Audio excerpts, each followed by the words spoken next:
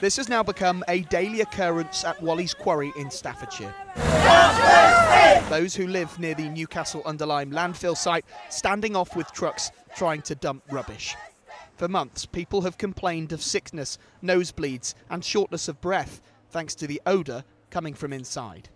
I haven't slept myself for 8 or 9 days. I wake up at 2 o'clock, I run to the toilet, I'm physically sick. The house just absolutely stinks of it, of like gas, hydrogen sulphide.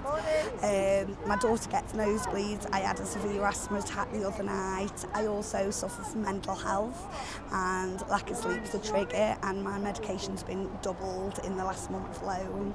Yesterday in the Commons, the Prime Minister appeared to throw his full support behind a plan to cap off the site.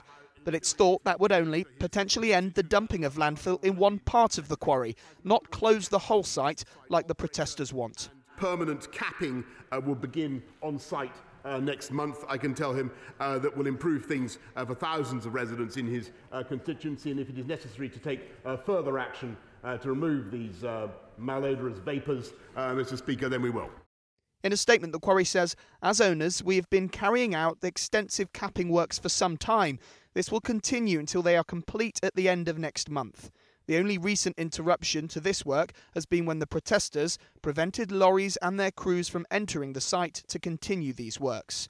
But that's not what we witnessed today.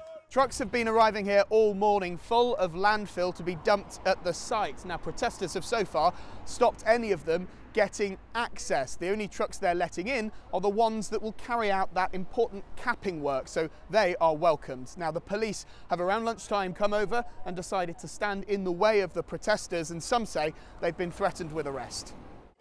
Here, they aren't convinced by the Prime Minister's warm words. Boris Johnson said yesterday it's going to be capped off. Well, they told us it was already capped off. Now look at it, it's still dumping on it, it's absolutely, it stinks. Well, it's just lip service. He's on about capping it off. This should have been done last year, so it's nothing new. Such is the strength of feeling. Last week, one man glued his hands together around the gate. He was later arrested. I was putting my life on the line, but someone had got to do something, so people listened to us. No one was listening to us at all.